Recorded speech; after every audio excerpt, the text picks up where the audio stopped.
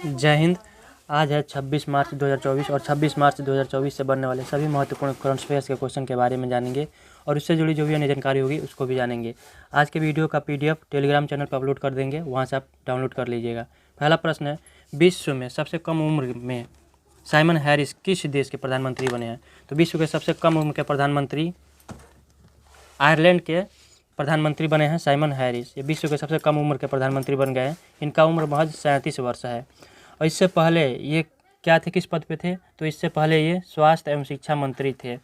और इनसे पहले जो प्रधानमंत्री थे आयरलैंड के, वो भारतीय मूल के थे, लियो बराडकर। वो भारतीय मूल के प्रधानमंत्री थे, लेकिन अब ये सबसे कम उम्र के प्रधानमंत्री बन गए साइमन हैरिस। अगला प्रश्न, प्रत्येक वर्ष 25 मार्च को कौन सा दिवस मनाया जाता है? तो प्रत्येक वर्ष 25 मार्च को अजन्मे बच्चों का अंतर्राष्ट्रीय दिवस मनाया जाता है। अब ये अजन्मा मतलब क्या हो गया? जन्म नहीं हुआ तो फिर मनाया क्यों जाता है? अजन्मा मतलब वो होता है जो जन्म के समय ही मतलब मृत्यु घोषित कर दिया जाता है, तो वो अजन्म के बराबर ही हो गए। उनका जन्म हुआ ही नहीं, जन्म से पहले ही वो मृत्यु मतलब साबित हो जाता है कि ये बच्चा मरा हुआ है। तो उन बच्चों के लिए यानी कि अजन्मे बच्चों का अंतर्राष्ट्रीय दिवस प्रत्येक वर्ष 25 मार्च को मनाया जाता है। अगला प्रश्न, लद्दाख में पहली बार मतदान करने वाले युवाओं के लिए कौन सा कार्यक्रम आयोजित किया गया है? तो पहली बार जो मतदान कर रहे हैं उनके लिए स्वीप कारगिल आयोजित किया गया है, जो पहली बार मतदान कर रहे हैं। अच्छा, भारत के मुख्य चुनाव आयुक्त कौन है? तो भारत के मुख्य चुनाव आयुक्त हैं राजीव कुमार। अगला प्रश्न, भारत के किस महिला खिलाड़ी ने टेबल टेनिस टूर्नामेंट में महिला सिंगल्स का खिताब जीता है? तो सृजा अकुला ने, भारत की जो महिला खिलाड़ी हैं टेबल टेनिस में, इन्होंने महिला सिंगल्स का खिताब जीता है, सृजा अकुला ने। अगला प्रश्न, कर्मचारी भविष्य निधि संगठन ने जनवरी माह में कितने नए सदस्यों का नामांकन किया है? तो 8,08,000 नए सदस्यों का नामांकन किया है। ये डाटा सच होता भी है क्या नहीं पता है, लेकिन इतना ज़्यादा थोड़ा मुश्किल ही लगता है इस डाटा पे भी, लेकिन फिर भी सरकारी डाटा है तो भरोसा तो करना ही पड़ेगा। कर्मचारी भविष्य निधि ने 8,08,000 नए सदस्यों का नामांकन किया है। अगला प्रश्न, मेदिन पोया पर्व किस देश में मनाया जा रहा है? तो ऑप्शन सी है श्रीलंका। मेदिन पोया पर्व श्रीलंका में मनाया जा रहा है। अब श्रीलंका में मनाया जा रहा है तो श्रीलंका की राजधानी कहाँ पे है? श्री जयवर्धन परमकोट्टे। पहले कोलंबो था, लेकिन कोलंबो अब नहीं है। कोलंबो से हटा के श्री जयवर्धन परमकोट्टे कर दिया गया है। और श्रीलंका की मुद्रा क्या है? रुपया है। अगला प्रश्न, कर्नाटक के केआरपीपी नेता जनार्दन रेड्डी ने अपना पार्टी का विलय किस पार्टी में किया है? तो भाजपा में, भारतीय जनता पार्टी में इन्होंने अपने पार्टी केआरपीपी का विलय कर दिया है।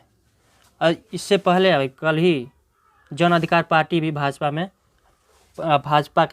अपना पार्टी को विलय कर दिया था। यानी कि दो पार्टियां, केआरपीपी और जन अधिकार पार्टी, दोनों पार्टियों ने अपना विलय भाजपा में कर दिया है।